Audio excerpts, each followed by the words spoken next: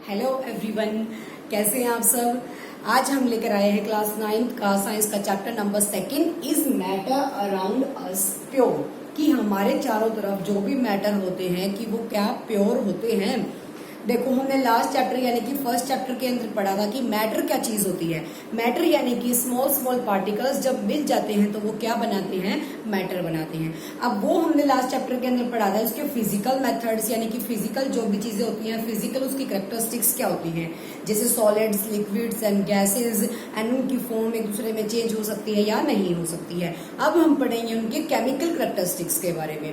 First of all, जो matter होते हैं, हम जैसे मार्केट से कोई भी सामान परचेज करते हैं, जैसे मिल्क हो गया, टी हो गया, कोई भी मैटर, घी हो गया, सॉल्ट हो गया, समथिंग कुछ भी है, ठीक है। हम कैसे उन चीजों को जज कर सकते हैं कि वो चीजें प्योर हैं या फिर इम्प्योर हैं। हम जैसे कोई भी पैकेट वहां से परचेज करके लेके आते हैं तो मोस्टली पैकेट्स के ऊपर लिखा होता है कि प्योर। एक कॉमन पर्सन जो होता है उसके लिए प्योर का एक्चुअल में मीनिंग क्या होगा। जो कोई भी कॉमन पर्सन है, हम प्योर लिख के उसको ले तो आते हैं, लेकिन उसका मतलब उसके लिए क्या है कि उसके अंदर किसी भी चीज का एडिशन नहीं है, कोई भी उसमें मिलावट नहीं है। बट फॉर साइंटिस्ट, लेकिन साइंटिस्ट के लिए उस चीज का मतलब बिल्कुल अलग है। उसको पता है कि वो प्योर नहीं है, उसके लिए प्योर की डेफिनेशन बिल्कुल क्या है, डिफरेंट है। अब उसके लिए प्योर की डेफिनेशन क्या है, अब हम देखते हैं। जैसे मिल्क हो गया, काऊ ने हमें मिल्क दिया है, बफेलोज का कुछ भी मिल्क हो गया, हम क्या सोचते हैं कि वो प्योर की फॉर्म में है, क्योंकि अगर वो गाय ने दिया है, काऊ ने दिया है, तो उसके अंदर जब तक हमने कुछ ऐड नहीं किया तो वो प्योर है। बट एक्चुअल में ऐसा नहीं होता है।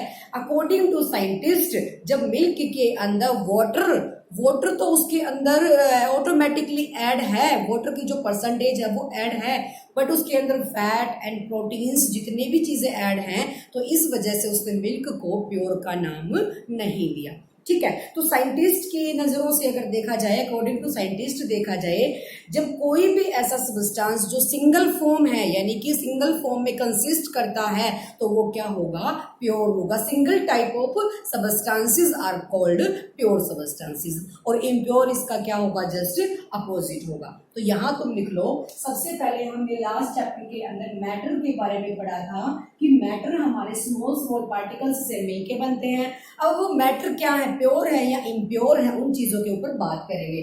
तो सबसे पहले बात आती है प्योर सब्सटेंसेस की।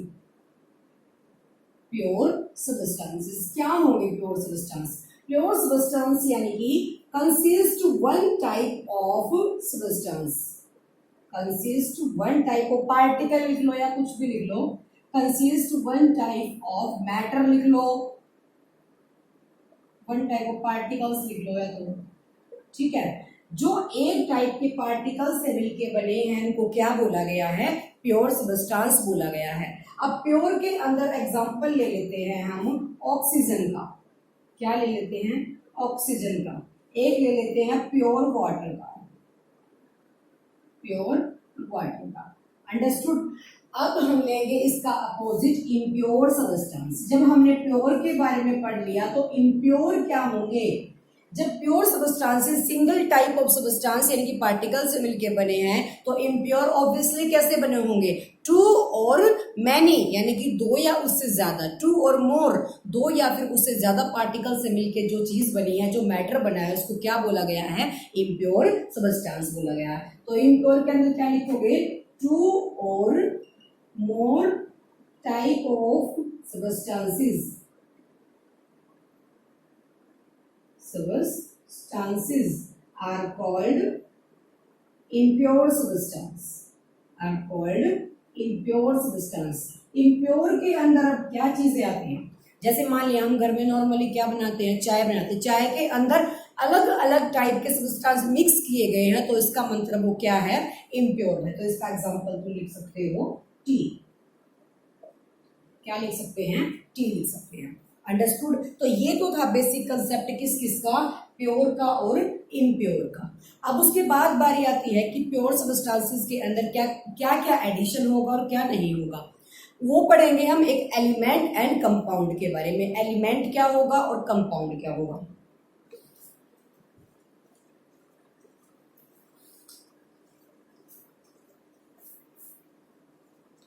एलिमेंट्स क्या होते हैं, ये सिंपल डेफिनेशन है, जब तक ये बेसिक डेफिनेशन नहीं करोगे आपके समझ नहीं आएगा कुछ भी।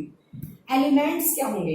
एलिमेंट्स ऐसे मैटर, ऐसे सब्सटेंस होंगे जिनको फिर दोबारा से डिवाइड नहीं किया जा सकता। जैसे एलिमेंट्स होंगे, उसकी जो स्मॉलेस्ट यूनिट होगी उसको एटम बोला गया। एटम एक इतना छोटा लास्ट स्टेज का पार्टिकल है जिसको आगे डिवाइड नहीं किया जा सकता। ठीक है, तो एलिमेंट की फॉर्म में तुम लिखोगे further these are not divided, these are not divided, इनको डिवाइड नहीं किया जा सकता। एंड स्मॉलेस्ट यूनिट क्या होगी इसकी? Smallest unit is atom. सबसे छोटी यूनिट को एटम बोला गया है, इसके बाद इसको डिवाइड नहीं किया जा सकता। ठीक है, एलिमेंट का अगर मैं कोई एग्जांपल ले लूं, जैसे मैंने प्योर सब्सटेंसेस के अंदर एग्जांपल लिया था ऑक्सीजन का। ऑक्सीजन है हमारे पास, ऑक्सीजन का फॉर्मूला O2। ऑक्सीजन हमारे पास अवेलेबल है, क्या हम इस ऑक्सीजन का ब्रेक डाउन कर सकते हैं? नहीं कर सकते। जब ऑक्सीजन का ब्रेक डाउन नहीं हो सकता, ऑक्सीजन के अंदर क्या है? Same type of particle add है, सेम अगर मॉलिक्यूल्स इसके अंदर ऐड हैं O और O, लेकिन डिफरेंट तो नहीं है, इसका कोई भी ब्रेक डाउन नहीं होगा। O2 है तो इसको क्या बोला गया है? एलिमेंट बोला गया है। तो एग्जांपल तुम एलिमेंट का लिख सकते हो O2 यानी कि ऑक्सीजन। ठीक है, अब बात आती है कंपाउंड्स की। कंपाउंड्स क्या होंगे? कंपाउंड क्या होंगे? जिनको डिवाइड किया जा सकता है, फर्दर कैन बी डिवाइडेड, जिनको डिवाइड, जो दो या उससे ज्यादा, सिंपल फॉर्म में अगर देखा जाए तो एलिमेंट हमारे क्या हैं? जब कोई भी चीज एक मैटर से मिलके बनी है तो इसका मतलब उसको हम तोड़ नहीं सकते, किसी भी प्रोसेस के थ्रू नहीं तोड़ा जा सकता, चाहे वो इलेक्ट्रोलाइटिक प्रोसेस है या फिर वो फोटो इलेक्ट्रिक प्रोसेस है, किसी भी प्रोसेस के थ्रू उसको तोड़ा नहीं जा सकता। लेकिन जो हमारे कंपाउंड्स होते हैं उनको तोड़ा जा सकता है, तो इसका मतलब वो डिफरेंट सब्सटेंसेस के मिलके बने हुए हैं, यानी कि दो सब्सटेंसेस से मिलके बने हैं तभी उनको तोड़ा जा सकता है। ठीक है, ये सिंपल सी फॉर्म है। तो कंपाउंड के अंदर यानी दो चीजें इंक्लूड हैं जिनको तोड़ा जा सकता है, तो फर्दर कैन बी डिवाइडेड। तो कंपाउंड्स की जो तुम डेफिनेशन लिखोगे, can be divided and made by many type of substances. ठीक है, टू या फिर उससे ज्यादा कंपाउंड्स की ये बात आती है। कंपाउंड्स का एग्जांपल ले लेते हैं। मान लिया मैंने यहाँ एग्जांपल लिया वाटर, H2O, वाटर का एग्जांपल लिया। क्या वाटर को तोड़ा जा सकता है? Yes, obviously. और एक और बात, वाटर को हमने प्योर फॉर्म में लिखा था। अब कुछ लोग ये सोचेंगे कि प्योर फॉर्म वो कैसे हो सकती है जब प्योर में सिंगल टाइप ऑफ सब्सटेंसेस को लिया गया, यानी कि एक टाइप के सब्सटेंसेस सारे ऐड हैं। लेकिन वाटर भी, जो प्योर वाटर है वो प्योर इसीलिए है क्योंकि जो H2O है ये मिलके एक कंपाउंड बन गया। दोनों ने एक काम किया किसका? एक ही चीज का। जब H2O बना, H2O हाइड्रोजन और ऑक्सीजन, क्या क्या ऐड है? हाइड्रोजन और ऑक्सीजन, लेकिन दोनों को मिलाने के बाद एक सिंगल चीज बनी, क्या? वाटर। तो जब भी तुम मान लिया गिलास में लेते हो तो ये पानी है, क्या इसको अलग अलग तुम देख सकते हो? हाइड्रोजन को अलग, ऑक्सीजन को अलग नहीं देखा जा सकता, वो एक ही फॉर्म में है, तो उसको क्या बोला गया? प्योर फॉर्म बोला गया है। देखो अब बात आती है कंपाउंड्स के अंदर। अब क्या H2O के टुकड़े किए जा सकते हैं? Yes, obviously by electrolytic process. ये आपका 10th क्लास के अंदर आएगा, केमिकल रिएक्शंस चैप्टर जब आप करोगे तो बाय इलेक्ट्रोलाइटिक प्रोसेस हम क्या कर सकते हैं? हाइड्रोजन प्लस ऑक्सीजन क्या बन गया? यहाँ पे H2O बन गया। ठीक है, तो इसकी प्रोसेस तुम लिख सकते हो by electrolytic process. Electrolytic process के थ्रू इलेक्ट्रिसिटी पास करा के हम वाटर को तोड़ सकते हैं, डिवाइड कर सकते हैं हाइड्रोजन में और ऑक्सीजन। अंडरस्टूड? ये था आपका कंपाउंड्स के बारे में। अब बात आती है मिक्सचर्स की, कि मिक्सचर्स हमारे क्या क्या होंगे। देखो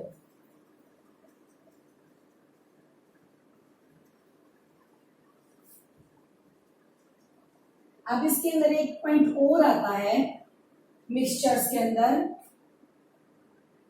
मिक्सचर का एक्चुअल मतलब क्या है? मिक्सचर यानी कि किसी भी चीज को फिजिकली तो ऐड किया गया है लेकिन केमिकली उसको ऐड नहीं किया गया है। फिजिकली एडिशन जब होगा उसको मिक्सचर बोला गया है, और जब केमिकली एडिशन होगा उसको कंपाउंड बोला गया है। तो तो मिक्सचर के अंदर 2 पॉइंट और आते हैं, homogeneous, homogeneous mixture, and second is heterogeneous mixture, heterogeneous mixture। ठीक है, अब इन दोनों का मतलब क्या है?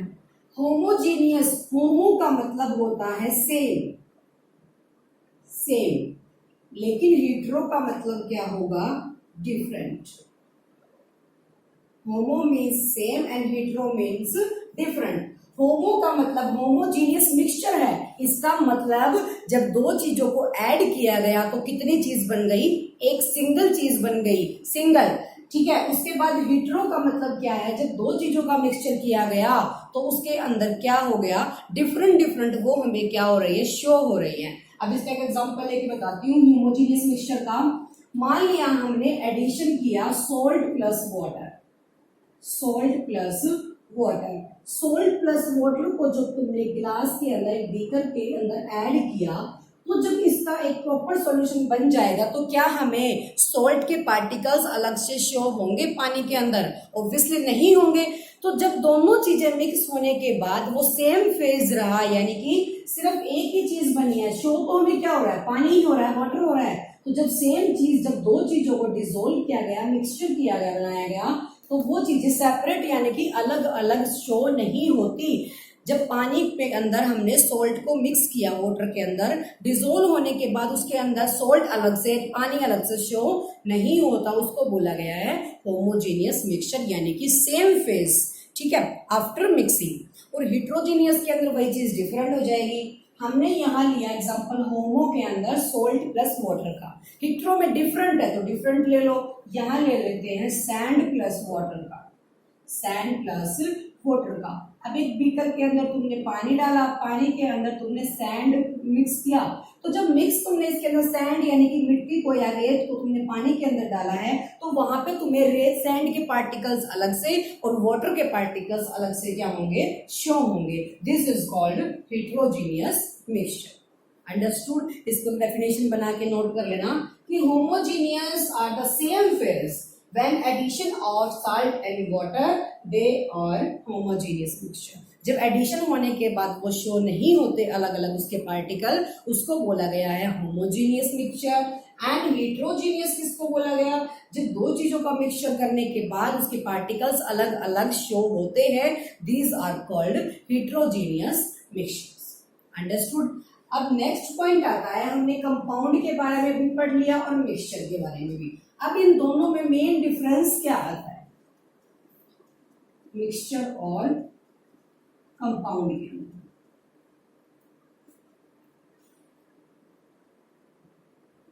ये आपकी टेक्स्ट बुक के अंदर भी है, differences mixture and compound. First हमारा जो डिफरेंसेस, फर्स्ट डिफरेंस मिक्सचर, मैंने वही बताया, फिजिकली कोई भी चीज ऐड की जाती है। When we are added two substances can't formed new substance. जब हमने दो चीजों को ऐड कराया है, उन्होंने मिक्सचर तो बना दिया उस चीज का, जैसे हम दो दालों को मिक्स कर देते हैं, लेकिन मिक्स करने के बाद भी उनकी अपनी अलग अलग फॉर्म में शो होती है, तो इसका मतलब उसका मिक्सचर तो बन गया, लेकिन उन्होंने कोई नया कंपाउंड फॉर्म यानी कि नया सब्सटेंस फॉर्म नहीं किया। तो मिक्सचर किसको बोला गया है? जब हम दो चीजों को ऐड करते हैं, वे मिक्सचर तो बनाते हैं but can't form new substance. Understood? तो मिक्सचर के अंदर तुम लिख सकते हो after addition they can make mixture, they can make mixture but can't form new substance,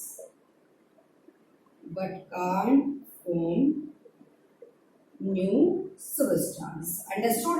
जब दो चीजों को तुमने मिक्स तो करा दिया, उसका मिक्सचर तो हो गया, लेकिन दोनों ने मिलकर कोई नया सब्सटेंस फॉर्म नहीं किया। ठीक है, इसका जो कंपाउंड है, कंपाउंड का जस्ट अपोजिट हो जाएगा। जब दो चीजों को तुमने ऐड कराया है, एडिशन के बाद, मिक्सिंग के बाद जब वो चीजें नया सब्सटेंस प्रोड्यूस करती हैं, these are called compounds.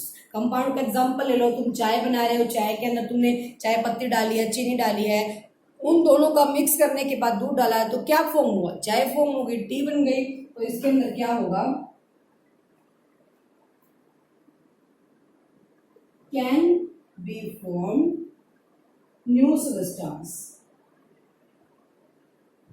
New substance. जब कंपाउंड के अंदर जो चीजें मिक्स की जाती हैं वो आफ्टर एडिशन क्या करेंगी? नया सब्सटेंस प्रोड्यूस कर देंगी। इनको बोला गया है क्या? कंपाउंड्स। अंडरस्टूड? अब सेकंड पॉइंट इसका ये आता है कि इनको किस फिजिकल मेथड से सेपरेट किया जा सकता है। फिजिकल मेथड से क्या किया जाएगा? सेपरेट किया जाएगा। जब दो चीजों का हमने मिक्सिंग किया है तो उनको फिजिकल मेथड के थ्रू क्या कर सकते हैं? हम अलग कर सकते हैं। बट कंपाउंड्स को फिजिकल मेथड के थ्रू क्या नहीं किया जा सकता? अलग नहीं किया जा सकता। तो तुम इसके अंदर लिख दो फिर वही चीज, can be separated by,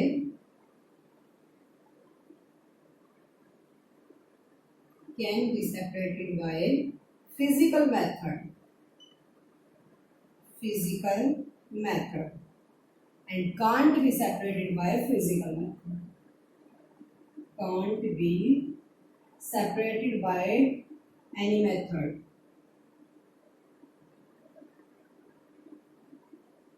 any method।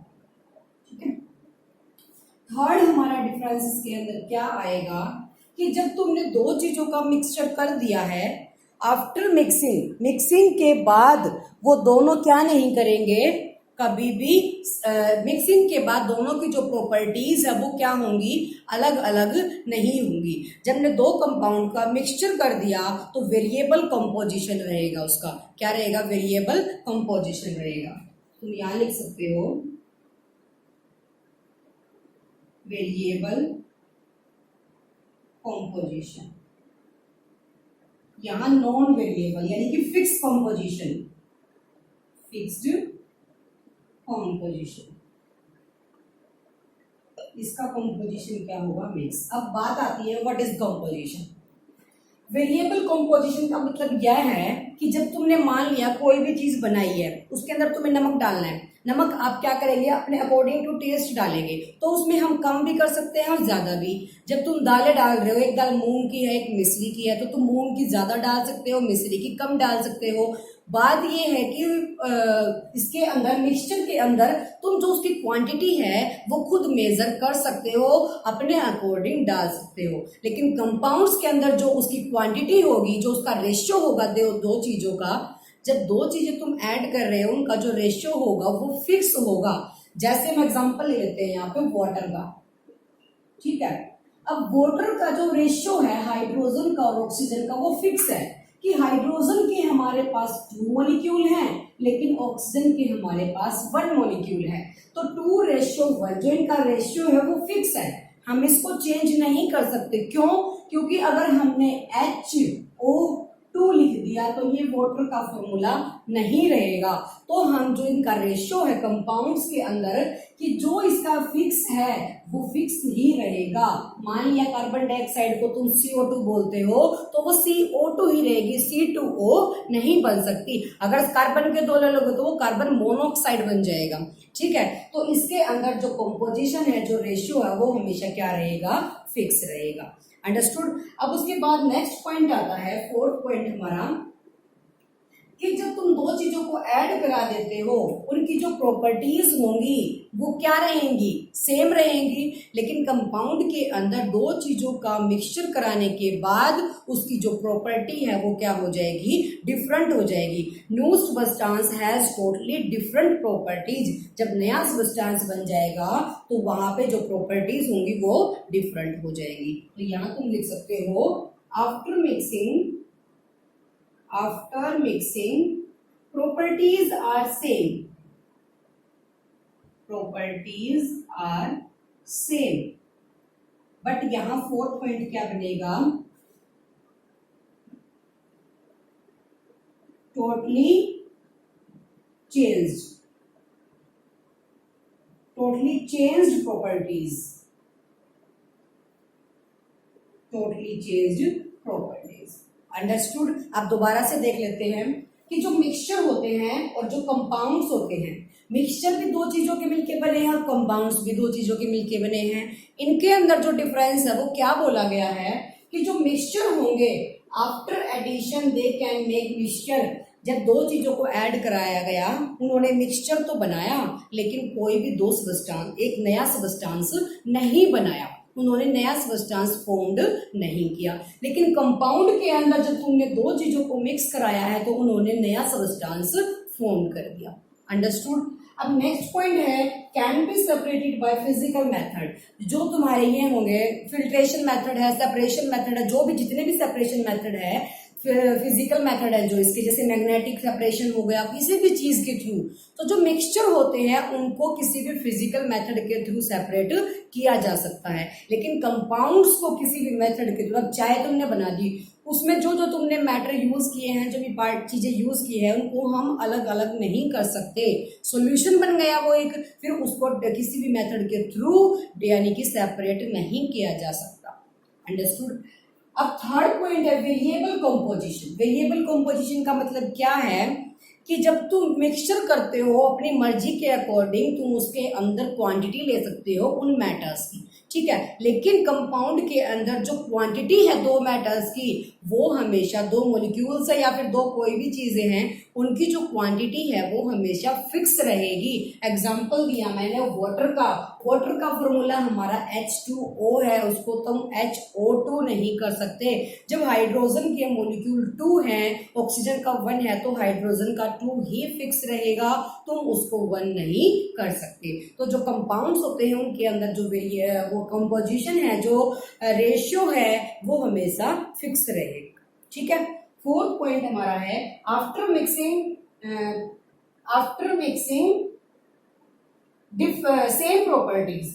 हमारा जो मिक्सचर हमने बनाया है उसकी जो प्रॉपर्टी है उनकी हमेशा सेम रहेगी। लेकिन कंपाउंड के अंदर जब दो चीजों को तुमने मिक्स करा दिया, उनकी प्रॉपर्टी, जब नया सबस्टांस फॉर्म्ड हो गया तो उनकी प्रॉपर्टी भी क्या हो जाएगी, चेंज हो जाएगी।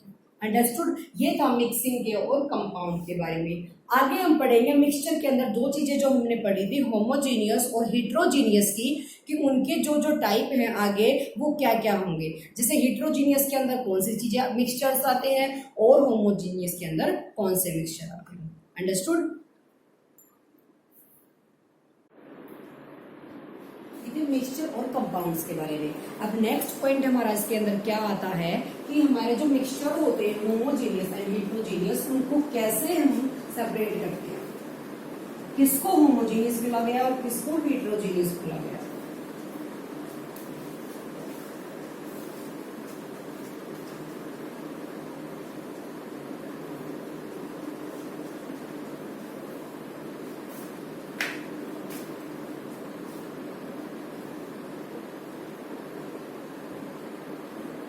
मिक्सचर के अंदर फर्स्ट आता है हमारा होमोजीनियस। होमोजीनियस के बारे में हमने अभी थोड़ा सा पीछे भी पढ़ा था कि जिसके अंदर सेम क्या होंगे, फेज होंगे। बनने के बाद, सॉल्यूशन के बाद वो क्या बन जाएंगे, सेम फेज बन जाएंगे। अब होमोजीनियस का यहाँ पे जो एग्जांपल लेंगे वो लेंगे हम सॉल्यूशन। क्या लेंगे, सॉल्यूशन। अब सॉल्यूशन किसको बोला गया है, ऑब्वियसली दो चीजों का यहाँ पे क्या है, मिक्सचर है। वो दो चीजें कौन सी हैं, किसको क्या बोला गया मिक्सचर के अंदर, वो कौन सी हैं। सॉल्यूशन के अंदर हमने दो चीजें ली जिसमें एडिशन होगा दो चीजों का, सोल्यूट एंड सोलवेंट का। तो सॉल्यूशन किसको बोला गया है, solute plus solvent. Solute plus solvent. Solute और सोलवेंट बोला गया है किसको, सॉल्यूशन को। सोल्यूट ऐसी चीज होती है जिसकी क्वांटिटी सॉल्यूशन के अंदर लेस होगी एंड मोर किसकी होगी, सोलवेंट की। जैसे तुमने सॉल्यूशन बनाया सोल्ट प्लस वाटर का, तो सोल्ट हमारा क्या बनेगा, सोल्यूट, एंड वाटर हमारा क्या बन जाएगा, सोलवेंट बन जाएगा। ठीक है, सोल्यूट प्लस सोलवेंट क्या रेडी हो गया, सॉल्यूशन रेडी हो गया। ठीक है, अब इसकी प्रॉपर्टीज के बारे में बोलते हैं। सॉल्यूशन की प्रॉपर्टीज क्या क्या होंगी। फर्स्ट एग्जाम्पल हमने पढ़ा है इसके अंदर, एग्जाम्पल हमारा है salt plus water, salt plus water के बारे में। ठीक है, सॉल्यूशन रेडी हो गया हमारा। Salt is solute and water is solvent. Less quantity किसकी है? सोल्ट की है, तो सोल्ट हमारा क्या बन जाएगा? Solute. And more quantity water की है, तो वाटर क्या बन जाएगा? सोलवेंट। ठीक है, अब इसकी सेकेंड प्रॉपर्टी जो आती है वो ये है कि आफ्टर सॉल्यूशन, जब हमने पानी का और नमक का यानी कि सोल्ट का सॉल्यूशन रेडी कर लिया, तो क्या उसके पार्टिकल्स को अलग अलग देखा जा सकता है? नहीं। तो इसी वजह से वो क्या है? होमोजीनियस है, क्योंकि सॉल्यूशन बनने के बाद उनके पार्टिकल्स को सेपरेट सेपरेट देखा नहीं जा सकता। इसी वजह से क्या है? वो होमोजीनियस मिक्सचर है। ठीक है, होमोजीनियस होने की वजह से जो उसके पार्टिकल्स है वो इतने स्मॉल हो जाते हैं कि उनको देखा नहीं जा सकता। तो फर्स्ट प्रॉपर्टी हमारी क्या बनेगी? These particles are very small, these particles are very small, very small। और इनका साइज कितना बनेगा? Less than 10 raised to power -9 nanometre. Nano है यानी कि बहुत स्मॉल, जिसको देखा नहीं जा सकता। तो फर्स्ट प्रॉपर्टी हमारी क्या बनी? जब सॉल्यूशन हमारा रेडी हो गया, उसके जो पार्टिकल्स होंगे वो इतने स्मॉल होंगे कि उनको देखा नहीं जा सकता। साइज कितना होगा? साइज पूछता है तो 10 raised to power -9 से लेस देन होगा। ठीक है, सेकेंड प्रॉपर्टी इसकी क्या है? थर्ड लगा लो। दे कांट बी फिल्टर्ड, इनको कभी भी फिल्टर नहीं किया जा सकता। जब तुमने सोल्ट का और वाटर का सॉल्यूशन ले लिया, मान लिया, तो सॉल्यूशन को जब तुम फिल्टर पेपर में से पास करोगे तो वो सॉल्यूशन है वो नमक भी उसके साथ ही चला जाएगा, क्रॉस कर जाएगा। तो can't be, they can't be filter. तो थर्ड प्रॉपर्टी तुम इसकी क्या लिखोगे? They can't be filter. ठीक है, नेक्स्ट प्रॉपर्टी हमारी इसके अंदर आती है scattered a beam of light, यानी कि जब इसके अंदर से लाइट पास करती है, जब तुम एक बंद कमरा है उसके अंदर से अगर छोटा सा होल छोड़ देते हैं तो वहां से जो लाइट होती है एक स्ट्रेट लाइन में क्या करती है? पाथ बना देती है। ठीक है, जो हमेशा लाइट होगी वो एक स्ट्रेट लाइन पाथ बनाती है, तो वहां पे तुम्हें पाथ उसका शो होगा। लेकिन सॉल्यूशन ऐसी चीज है जिसके अंदर से तुम अगर लाइट पास कराओगे उसके अंदर से तुम्हें पाथ शो नहीं होगा, क्योंकि उसके पार्टिकल्स इतने छोटे हैं कि वो उसको रास्ता ही नहीं देंगे। ठीक है, तो वहां पे पाथ शो हो नहीं होगा। उस चीज को टिंडल इफेक्ट बोला गया है। अंडरस्टूड? तो यहां तुम लिखोगे can't scattered a beam of light, can't scattered a beam of light। इसके अंदर से जो लाइट है उसको वो हमारा पाथ शो नहीं करती है। तो सॉल्यूशन किसको बोला गया है? सोल्यूट प्लस सोलवेंट को। Solute is the less amount, जो सोल्यूट होगी, जिस सॉल्यूशन के अंदर जो लेस अमाउंट क्वांटिटी के अंदर डाला गया है वो सोल्यूट है, और जो मैक्सिमम यानी कि मोर क्वांटिटी के अंदर डाला गया वो सोलवेंट है। दोनों ने मिलकर सॉल्यूशन रेडी किया। अब प्रॉपर्टी क्या है? हमने एग्जांपल लिया सोल्ट और वाटर का। ठीक है, जब सोल्ट और वाटर का तुमने सॉल्यूशन रेडी कर लिया तो उसके पार्टिकल्स इतने छोटे हो गए, इतने स्मॉल हो गए कि उनको देखा नहीं जा सकता। दूसरी बात उसके अंदर आएगी, उनको फिल्टर भी नहीं किया जा सकता।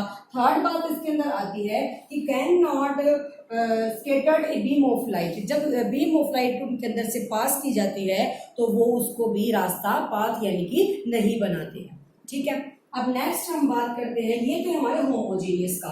होमोजीनियस का एग्जांपल हमने पढ़ा सॉल्यूशन। ठीक है, अब नेक्स्ट हम पढ़ते हैं हेट्रोजीनियस।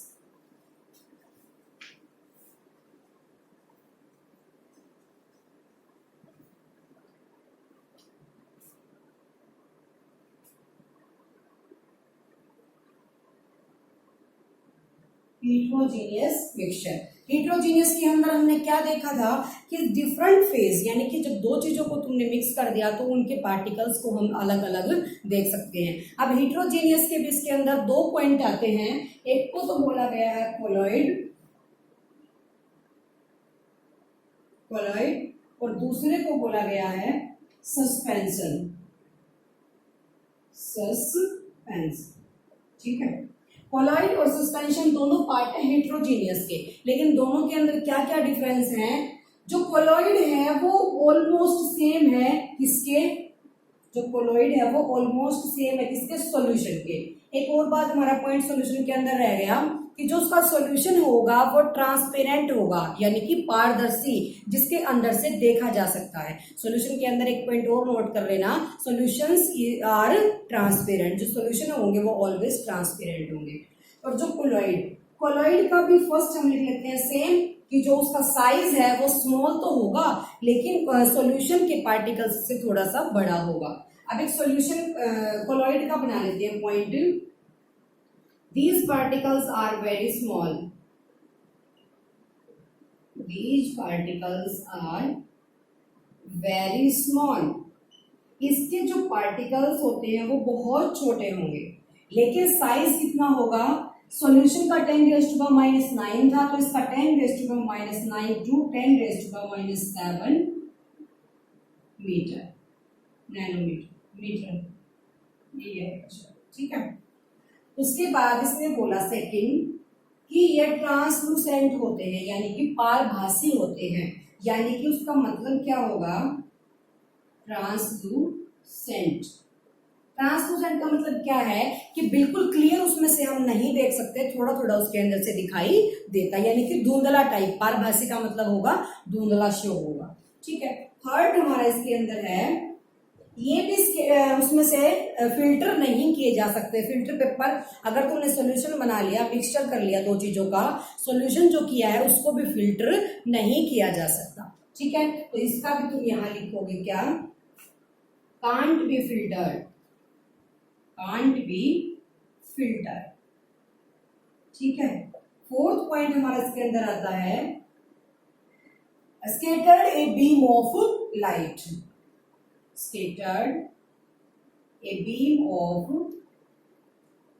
light, understood? तो ये बात किसकी थी? कोलॉइड की। अब कोलॉइड के अंदर जब दो चीजें हमने देखो सॉल्यूशन के अंदर पढ़ा था कि सॉल्यूशन के अंदर जो चीजें ऐड हुई उनको क्या बोला गया? सोल्यूट और सोलवेंट बोला गया था। ऐसे ही कोलॉइड के अंदर जब दो चीजें वो हैं उनको क्या बोला जाएगा?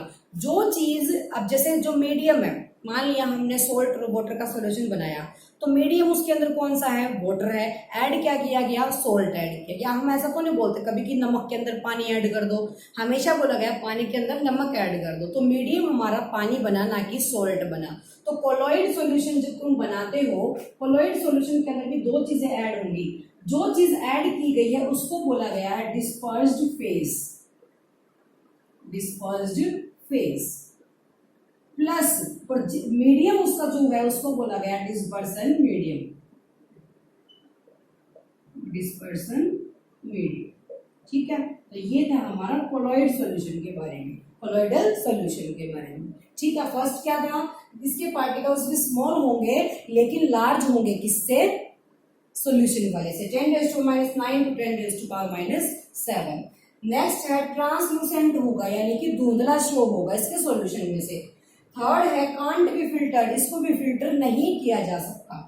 फोर्थ है scattered a beam of light, यानी कि इसके अंदर से भी हल्की can't be scattered in a light आएगा, can't be scattered in a light. इसके अंदर भी जो बीम ऑफ लाइट है वो स्कैटर्ड यानी कि अपना पाथ नहीं शो करती। अब पढ़ेंगे सस्पेंशन के बारे में। सस्पेंशन के अंदर भी जो चीजें ऐड होती है वो उसको क्या बोला गया है? जो पार्टिकल्स सॉल्यूशन के अंदर ऐड किए गए हैं उनको बोला गया सस्पेंडेड पार्टिकल, और जो इसका मीडियम है उसको क्या बोला गया? मीडियम। तो सस्पेंशन के अंदर जो पार्टिकल्स ऐड किए गए हैं उसको बोला गया है सस्पेंडेड पार्टिकल, सस्पेंडेड पार्टिकल्स। और जो इसका मीडियम है उसको बोला गया मीडियम, और दोनों का एडिशन क्या बना? सस्पेंशन। अंडरस्टूड? तो इसकी प्रॉपर्टी बिल्कुल इन दोनों से क्या हो जाएगी? डिफरेंट हो जाएगी। सस्पेंशन के अंदर तुम लिख सकते हो जो इनका साइज है वो लार्ज होगा। लार्ज कितना? More than 10⁻⁷। सबका 10⁻⁷ से छोटा था। 10⁻⁷ तक तो था किसका? कोलॉइडल का। 10⁻⁹ से स्मॉल था किसका? सॉल्यूशन का। लेकिन बात कर रहे हैं सस्पेंशन की। सस्पेंशन का जो साइज है सबसे बड़ा होता है। तो सस्पेंशन का तुम लिखोगे size is large, size is large, large में कितना, मोर देन 10⁻⁻⁷, मोर देन 10⁻⁻⁷। ठीक है। नेक्स्ट इसके अंदर आएगा ओपैक, इसका जो सॉल्यूशन होगा ओपैक, ओपैक का मतलब क्या होगा, जिसके अंदर से बिल्कुल भी शो नहीं होगा। ठीक है, बिल्कुल क्या होगा, अपारदर्शी जिसको बोला गया है। हमने बोला था किसको, ट्रांसपेरेंट को पारदर्शी जिसमें से देखा जा सकता है, लेकिन उसके बाद ट्रांसलूसेंट कोलॉइड का जो था जो पारभासी था, और ओपैक का मतलब होता है अपारदर्शी जिसमें से बिल्कुल भी शो नहीं होता। थर्ड पॉइंट हमारा आएगा can B filtered bye filtration, जो इसके पार्टिकल्स होंगे वो इतने मोटे होंगे कि उनको फिल्ट्रेशन मेथड के थ्रू, फिल्ट्रेशन मेथड का मतलब है एक गिलास लेंगे, उसके ऊपर फिल्टर पेपर रख लिया, उसमें से जब सॉल्यूशन निकालेंगे तो उसके पार्टिकल्स इतने मोटे होंगे, इतने लार्ज साइज के होंगे कि वो ऊपर ही अटक जाएंगे फिल्टर पेपर के ऊपर, वो क्रॉस नहीं करेंगे। ठीक है। फोर्थ पॉइंट हमारा इसके अंदर आएगा can be scattered by a beam of light, can be scattered by a beam of light, जब लाइट इस सॉल्यूशन के अंदर से गुजरती है तो वो अपनी एक पाथ शो करती है। अंडरस्टूड। अब इन तीनों का जो हमने होमोजेनियस मिक्सचर पढ़ा उसके अंदर हमने सॉल्यूशन पढ़ा है, उसके बाद हेटेरोजेनियस के अंदर हमने कोलॉइड एंड सस्पेंशन को स्टडी किया है। तुम्हारी बुक के अंदर भी ये सारे सेपरेट सेपरेट लिखे हुए हैं, जब तुम इनको एक टेबल की तरह लिख लोगे तो तुम्हें इजीली समझ आ जाएंगे। ठीक है। अब बात करते हैं कि पिक्चर की, कि इनके पिक्चर कैसे शो की जाए, कि इनके पार्टिकल्स जब हमें शो करते हैं तो वो कैसे होंगे।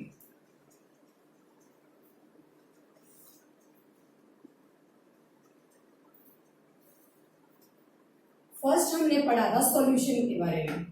ठीक है, सॉल्यूशन का क्या बनेगा कि इसके जो पार्टिकल्स होंगे वो इतने छोटे थे, छोटे छोटे बिल्कुल ऐसे लगा लो,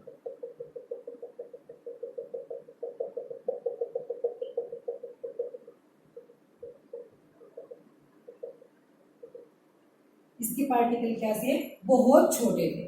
ठीक है। उसके बाद हमने पढ़ा कोलॉइड, कोलॉइड के जो पार्टिकल्स थे इससे थोड़े से क्या थे, बड़े थे, ऐसे लगाना। ठीक है। उसके बाद हमने पढ़ा सस्पेंशन के बारे में, इसके पार्टिकल का जो साइज है वो क्या था, इतना बड़ा था कि उनको फिल्टर पेपर के थ्रू फिल्टर नहीं कराया जा सकता। तो ये क्या बने हमारे सॉल्यूशन के पार्टिकल जो सबसे छोटे थे, इसके अंदर से स्कैटर्ड लाइट भी अपना पाथ नहीं बना सकती, बीम ऑफ लाइट। कोलॉइड के अंदर थोड़े से बड़े हो गया साइज, और सस्पेंशन का थोड़ा सा उससे बड़ा हो गया। अब हमने जो इसका लास्ट पॉइंट पढ़ा है स्कैटर्ड बीम ऑफ लाइट, उसका क्या मतलब है actually. Scattered a beam of light का मतलब ये है, ये सिर्फ किसके अंदर से होता है, सस्पेंशन के। मान लिया हमने ये सॉल्यूशन ले लिया, सॉल्यूशन के अंदर जो इसके पार्टिकल्स हैं वो बहुत लार्ज साइज की हैं। जब तुमने यहां से एक बैटरी के थ्रू इस पे लाइट डाली, ठीक है, तो इस सॉल्यूशन के अंदर तुम्हें इसका एक पाथ क्या होगा, शो होगा। ठीक है। तो ये जो प्रोसीजर है, ये जो एडवांटेज है वो सिर्फ किसके अंदर है, सिर्फ सस्पेंशन के अंदर है, ना तो कोलॉइड के अंदर और ना ही सॉल्यूशन के अंदर है। तो इसको क्या बोला गया है, टिंडल इफेक्ट बोला गया है। ये भी आपका टॉपिक है पूरा 10th ग्रेड के अंदर, टिंडल इफेक्ट। जब किसी सॉल्यूशन में से एक रे ऑफ लाइट यानी कि पास हो जाती है और वो रास्ता यानी कि पाथ शो करती है क्लियरली, उसको क्या बोला गया है, टिंडल इफेक्ट बोला गया है, जो कि एग्जांपल किसका है, ये सस्पेंशन का। ठीक है। तो ये था मिक्सचर के बीच में हेटेरोजेनियस कौन से होते हैं और होमोजेनियस कौन से होते हैं। अंडरस्टूड।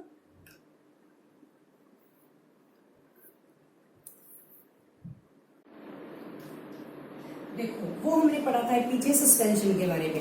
अब कुछ एग्जांपल्स देख लेते हैं कोलॉइड्स के। Some examples of colloids. Colloid solution जो हमने पढ़ा, colloids are the heterogeneous mixture. जो कोलॉइड्स है हमारे को हेटेरोजेनियस के क्या है, हेटेरोजेनियस मिक्सचर के एग्जांपल है, मिक्सचर्स होते हैं। तो उसके जो एग्जांपल है, कुछ आपकी टेबल भी बनी हुई है टेक्स्ट बुक के अंदर, वो भी देख लेना।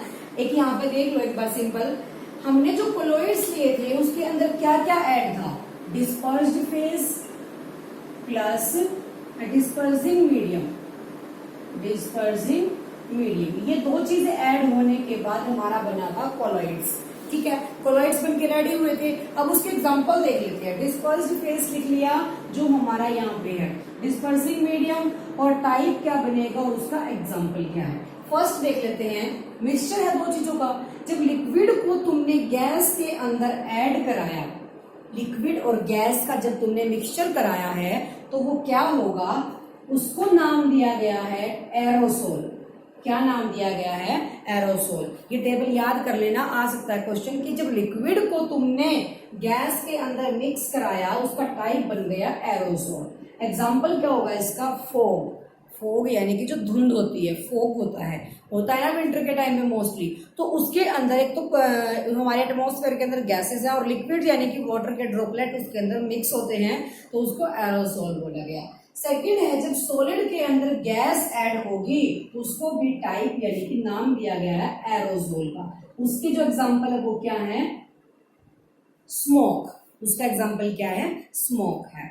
थर्ड हमारा है, जब गैस के अंदर लिक्विड को ऐड किया गया उसको बोला गया फोम।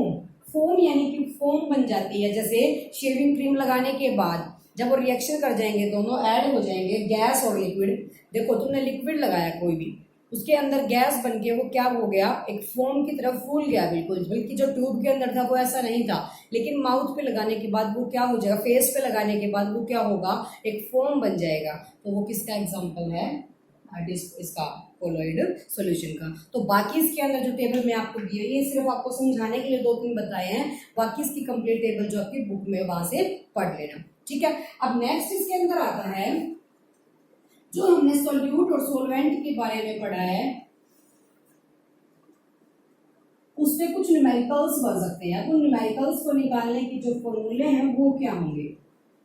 देखो किसी भी चीज को निकालने के लिए, एक्सप्रेस करने के लिए बहुत सारे मेथड्स हमने यूज कर सकते हैं, लेकिन जो मेन एग्जांपल्स है इसके, जो मेन फॉर्मूले हैं वो क्या हैं, जब हमने मास परसेंटेज निकालनी है, मास परसेंटेज फाइंड आउट करनी है, उसका क्या बनेगा, न्यूमेरिकल है, इसके ऊपर ध्यान से देख लेना।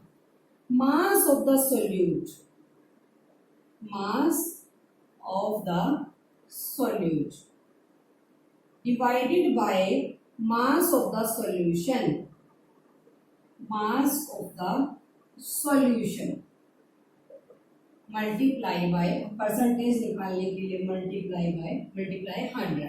ठीक है, हमें फाइंड आउट करनी है मास परसेंटेज। मान लिया मैंने तुम्हें एक सॉल्यूशन दे दिया दो चीजों का, सॉल्यूशन तो नहीं दिया, लेकिन उसके अंदर जो सॉल्यूट है और जो सॉल्वेंट है उनकी तुम्हें क्वांटिटी बता दी, कितनी अमाउंट है तुम्हारे पास। उसने बोला इनका मास परसेंटेज फाइंड आउट करो। आपका एग्जांपल भी है बुक के अंदर, देख लेना। तो हमें फाइंड आउट करना है जो सॉल्यूट तुम्हें गिवन है उसका मास और जो सॉल्यूशन तुम्हें गिवन है उसका मास मल्टीप्लाई 100। इसके अंदर एक एग्जांपल लेके दिखा देती हूँ। मान लिया सॉल्यूट तुम्हें गिवन है कितना, 40 ग्राम, और सॉल्यूशन तुम्हें गिवन है कितना, सॉरी यहाँ पे मैं सॉल्वेंट दे देती हूँ, सॉल्वेंट गिवन है तुम्हें 300। हमें फाइंड आउट करना है मास परसेंटेज। जब तुम्हें सॉल्यूट गिवन है 40 ग्राम और सॉल्वेंट गिवन है 300 ग्राम, तो हमें फाइंड आउट करना है क्या, मास परसेंटेज। हमें मास परसेंटेज का फॉर्मूला याद करेंगे, mass of the solute divided by mass of the solution multiply 100। अब फॉर्मूले के अंदर तो तुम्हें गिवन है कि हमें मास सॉल्यूशन का निकालना है, नीचे जो फॉर्मूला है सॉल्यूशन का मास होना चाहिए, लेकिन हमारे पास तो सॉल्यूट और सॉल्वेंट की वजह, तो सॉल्यूशन कैसे निकालेंगे, solution is equals to solute plus solvent. तो सॉल्यूशन निकालेंगे हम सबसे पहले। सॉल्यूशन जब तुमने निकाला, सॉल्यूट को और सॉल्वेंट को ऐड करके 40 प्लस 300 ये कितना बन गया, 340 बन गया।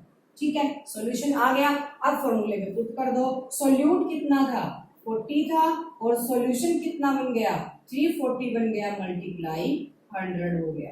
जीरो से एक जीरो, यहाँ से इसको कट कर देना, जितना कट हो जाएगा वो उसकी क्या आ जाएगी, मास परसेंटेज आ जाएगी। तो कंफ्यूज नहीं होना है कि हमें सॉल्यूशन का गिवन नहीं है, हमें तो सोल्यूट और सॉल्वेंट का ही गिवन है, तुम सोल्यूट और सॉल्वेंट को ऐड करके सोल्यूशन का निकाल लो, फॉर्मूले में पुट कर दो। अब सेम बात इसके अंदर आती है जब वॉल्यूम परसेंटेज निकालना। किसी चीजों का वॉल्यूम भी गिवन होता है, क्योंकि जो लिक्विड्स होंगे मोस्टली उनका क्या गिवन होगा, मास थोड़ी होगा, वॉल्यूम गिवन होगा। तो वॉल्यूम के लिए mass of solute divided by mass of volume of solute, volume find out कर रहे हैं ना, volume of solute and volume of solution, volume of solution multiply 100। बस ये दो फॉर्मूले ये जो आपके 9th में इंपॉर्टेंट है, इनको कर लेना और इनकी जगह वैल्यूज पुट करके देख लेना, फॉर्मूले में से क्या फाइंड आउट हो जाएगा, आपका परसेंटेज फाइंड आउट हो जाएगा, चाहे वो आपको मास की निकालनी है या फिर आपको वॉल्यूम की निकालनी है।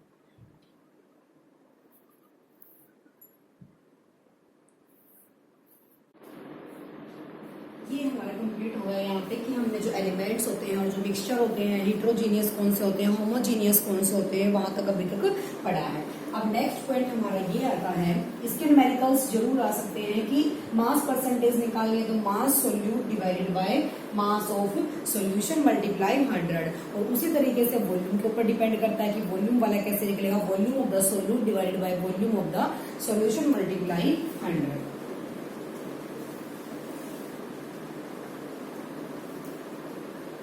नेक्स्ट पॉइंट हमारा इसके अंदर आता है कि जो हमारे मिक्सचर्स होते हैं, हमने पढ़ा है सेपरेशन ऑफ मिक्सचर, उनका कैसे किया जा सकता है, सेपरेट किया किसी जो कंपाउंड्स हमारे हैं, जो कंपोनेंट्स हैं, उनका जो मिक्सचर बना हुआ है उनको सेपरेट करने के क्या क्या तरीके हो सकते हैं, क्या क्या मेथड हो सकते हैं। अब यहाँ देखेंगे सेपरेशन ऑफ मिक्सचर्स। जैसे सेपरेशन का मतलब क्या है, कोई भी चीज हमें प्योरेस्ट फॉर्म में चाहिए, अगर इम्प्योर उसकी इम्प्योरिटीज को क्या करना, उससे अलग करना, या फिर कोई दो चीजें ऐसी हैं जिनको हम अलग करना है, सेपरेट करना, उनको यूज सेपरेट करने के जो मेथड्स हम अप्लाई करते हैं वो क्या होंगे, तो separation of mixtures,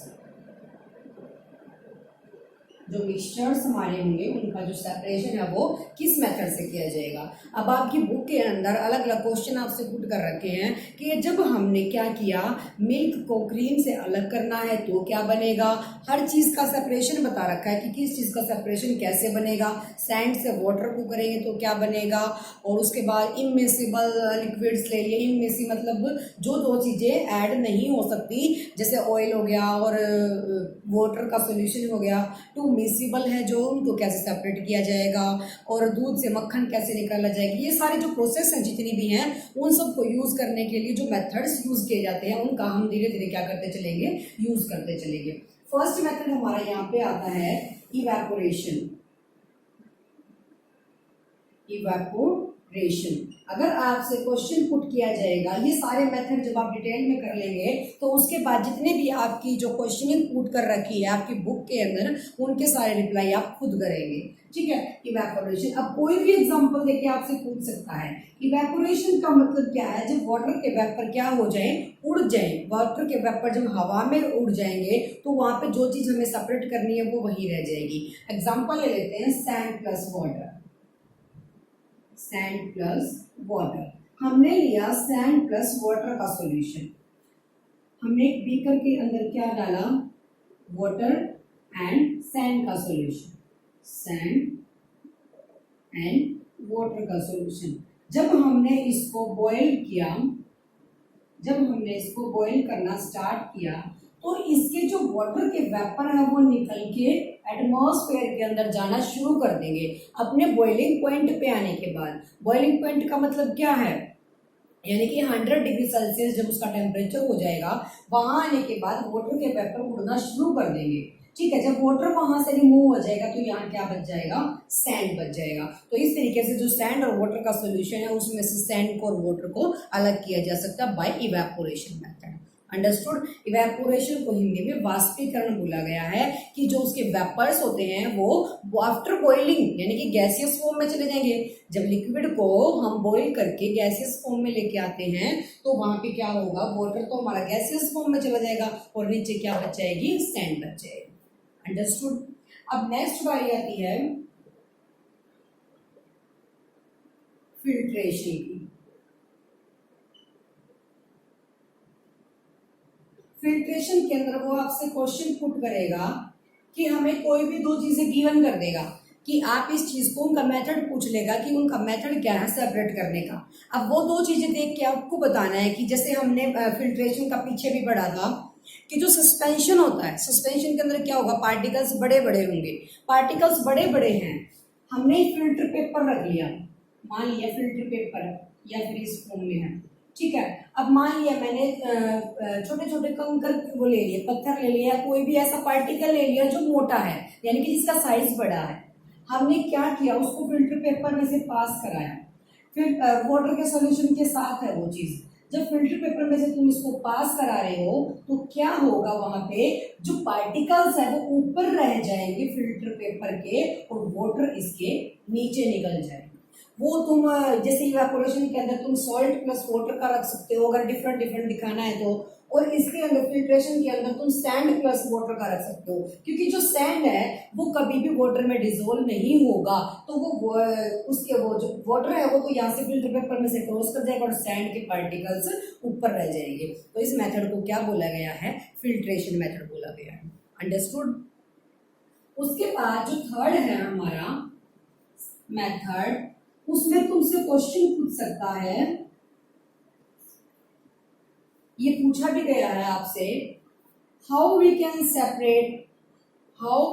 separate salt और कैम्फर।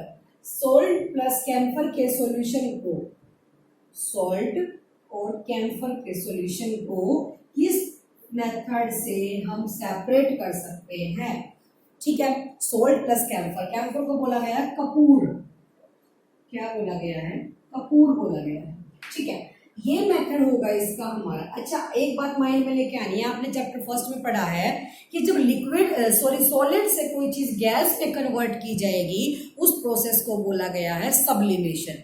जब सॉलिड से डायरेक्ट गैस में, उसकी कोई लिक्विड फॉर्म नहीं होती, जब सॉलिड से वो चीज डायरेक्ट गैस में गई है तो वहां पे क्या हुआ है, सॉलिड से गैस में जब गई है तो सब्लिमेशन मेथड, ठीक है। सब्लिमेशन मेथड हमने यहाँ यूज करना है। कैसे होगा सब्लिमेशन का मतलब, पहले तो तुम लिखोगे सॉलिड से कोई भी चीज कहाँ जाना, गैस में जाना।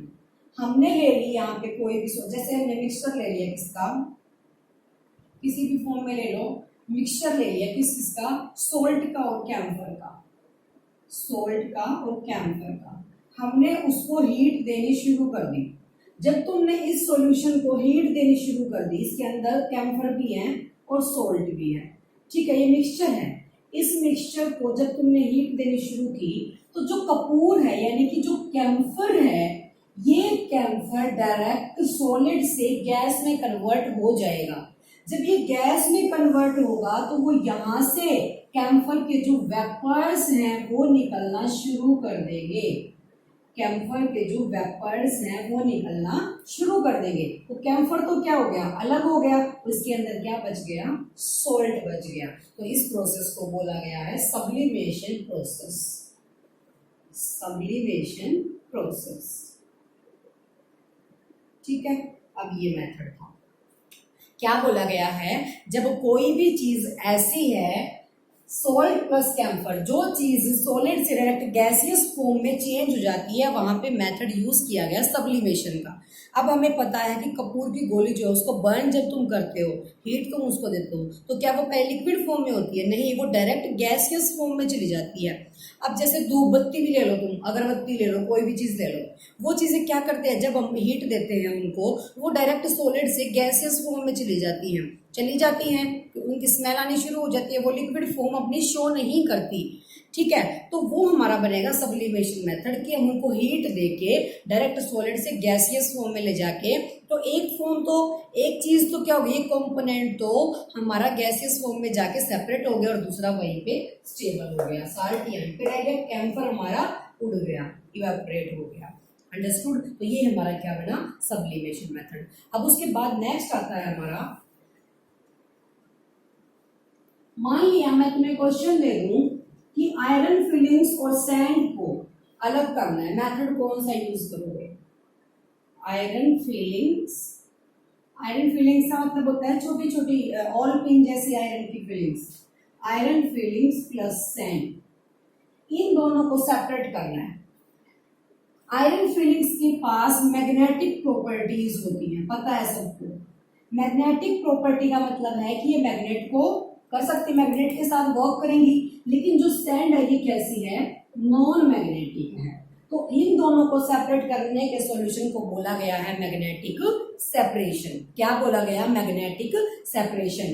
क्योंकि जब तुम मान लिया हमने यहाँ पे क्या ले लिया, आयरन की फिलिंग्स डाल दी और थोड़ा बहुत सैंड डाल दिया, जब तुम एक मैग्नेट यहाँ पे इसके पास लेके आओगे तो जो आयरन की फीलिंग्स है वो इसके साथ अट्रैक्ट हो जाएगी। तो आयरन की फीलिंग्स तो इसके साथ अट्रैक्ट होगी मैग्नेट के साथ, तो नीचे क्या बच गया, सैंड बच गया, जो रेत बच गया। तो इस तरीके से कोई भी आयरन की जो मैग्नेटिक सेपरेशन है वो बोला गया है कि जब दो पार्टिकल्स में से एक की प्रॉपर्टी मैग्नेटिक होगी, एक की नॉन मैग्नेटिक होगी, तो वहां से हम उसको सेपरेट कर सकते हैं।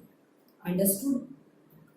अब नेक्स्ट आता है हमारा इसके अंदर, मान लिया टू इमिसिबल कंपोनेंट्स को अलग करना है। टू इमिसिबल का मतलब क्या है, इमिसिबल का मतलब है कि जब दो चीजें एक दूसरे में डिसॉल्व नहीं होती। अब मैंने एग्जांपल ले लिया केरोसिन ऑयल और वाटर का। ऑयल कभी भी वाटर के अंदर डिसॉल्व नहीं होता, उसकी डेंसिटी उससे कम होती है, तो वो ऊपर रहता है। वाटर हमेशा नीचे रहता है, ऑयल हमेशा पानी के ऊपर आ जाता है।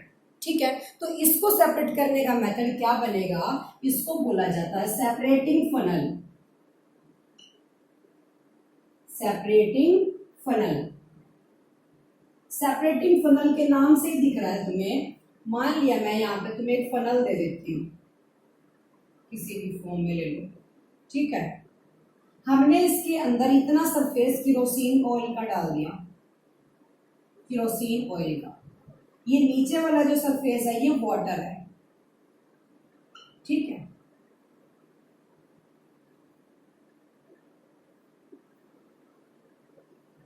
एक फनल के अंदर तुमने केरोसिन ऑयल और वाटर को डाल दिया। केरोसिन वाली ये पोजीशन है और इससे नीचे हमारा ये इस पोर्शन में वाटर है। जब हम यहां से इसको निकालना शुरू कर देंगे तो इसका वाटर का जो लेवल है वो यहां तक नहीं आता जब तक हम इसको निकालते रहते हैं। तो जब केरोसिन का जो लेवल है यहाँ आ जाएगा तो हम इसको कॉर्क के थ्रू क्लोज कर देंगे, तो केरोसिन हमारा ऊपर रह जाएगा और वाटर हमारा नीचे आ जाएगा। अंडरस्टूड।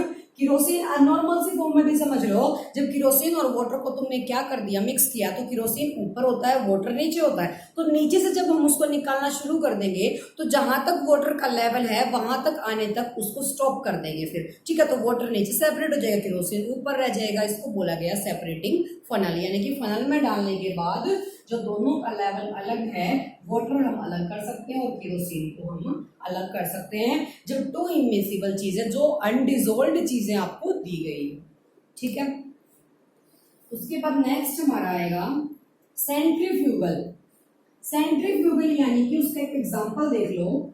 जब तुम्हें मिल्क निकालना है, सॉरी क्रीम निकालनी है मिल्क से, क्रीम फ्रॉम मिल्क।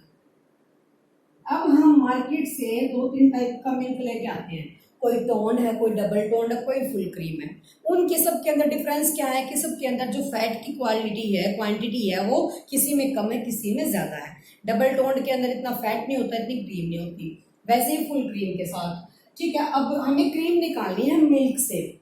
हम क्या करते हैं, उसका मतलब क्या है, मान लिया तुम्हें एक स्टैंड गिवन है, जिसकी हाई डेंसिटी होगी वो चीज नीचे बैठ जाएगी और जिसकी कम डेंसिटी है वो ऊपर आ जाएगी। जो उस तरीके से हम उसको सेपरेट कर सकते हैं। जैसे हम मक्खन निकालते हैं, मक्खन निकालते टाइम हम उसको इतना तेजी से घुमाते हैं इस तरीके से, मान लिया हमने दूध को इस तरीके से घुमाया तो डेंसिटी जो उसकी लस्सी की है, जो लस्सी निकली है कुछ भी है, उसकी नीचे आ जाएगी और मक्खन हमारा ऊपर रह जाएगा। तो डेंसिटी मक्खन की कम है क्रीम की, तो क्रीम हमारी ऊपर आ जाएगी और मिल्क हमारा नीचे रह जाएगा, ठीक है। अब एक और एग्जांपल देख लो। मान लिया ये हमने एक ले ली ऐसे, इसके हमने यहाँ पे टेस्ट ट्यूब लगा दी, यहाँ पे भी टेस्ट ट्यूब लगा दी, दोनों तरफ। इनके अंदर जो सॉल्यूशन है टेस्ट ट्यूब के अंदर, जब हमने इसको ऐसे ऐसे घुमाना शुरू किया, बड़ी तेज घुमा दिया, जब घुमाना हमने इसको शुरू किया है तो इसके अंदर जितना भी सॉल्यूशन होगा, जिसकी डेंसिटी हाई होगी, सेंट्रीफ्यूगल का मतलब पहली बात तो ये है कि इस प्रोसेस को सेंट्रीफ्यूगल बोला गया है। सेंट्रीफ्यूगल का मतलब समझो पहले। सेंट्रीफ्यूगल यानी कि सेंटर से दूर जाना। सेंटर से दूर जाने का मतलब क्या है कि जो हैवी चीज है वो तो इसके नीचे बैठ जाएगी और जो लाइट है वो ऊपर रह जाएगी। सेंट्रीफ्यूगल मतलब सेंटर से कोई चीज दूर। सेंट्रीपिटल इसका अपोजिट होता है कि सेंटर की तरफ कोई चीज आना, और फ्यूगल का मतलब होगा सेंटर से दूर जाना। दूर जाने का मतलब यह है कि जिसकी डेंसिटी हाई है वो नीचे बैठ जाएगी वो चीज, और जिसकी लो है वो ऊपर रह जाएगी। अंडरस्टूड। तो सेंट्रीफ्यूगल हमारा क्या बन जाएगा, जब ऐसे घुमाने के बाद हाई डेंसिटी वाली चीज नीचे बैठ जाएगी, लाइट डेंसिटी ऊपर हो जाएगी, तो दोनों का सेपरेशन हो जाएगा। क्रीम ऊपर रह जाती है और मिल्क नीचे रह जाएगा। This process is called centrifugal process. Understood. उसके बाद नेक्स्ट हमारा आएगा क्रिस्टलाइजेशन। जैसे हमने बोला कि हमें सोल्ट निकालना है कहां से, सी से, यानी कि समुद्र से। सोल्ट फ्रॉम सी। समुद्र से हमें क्या निकालना है, सोल्ट। सबसे पहली बात, क्रिस्टलाइजेशन प्रोसेस का मतलब ये है कि जितने भी इम्प्योर फॉर्म हमारी है, इम्प्योर फॉर्म का कोई सब्सटेंस है उसको हम प्योर फॉर्म में यानी कि सेपरेट आउट करते हैं। देखो सोल्ट है हमारा, सोल्ट किसके अंदर है, कोई भी ऐसी सॉलिड चीज है जिसको तुम हीट करने के बाद उसमें से इम्प्योरिटीज अलग हो जाती है और प्योर फॉर्म उसकी रह जाती है।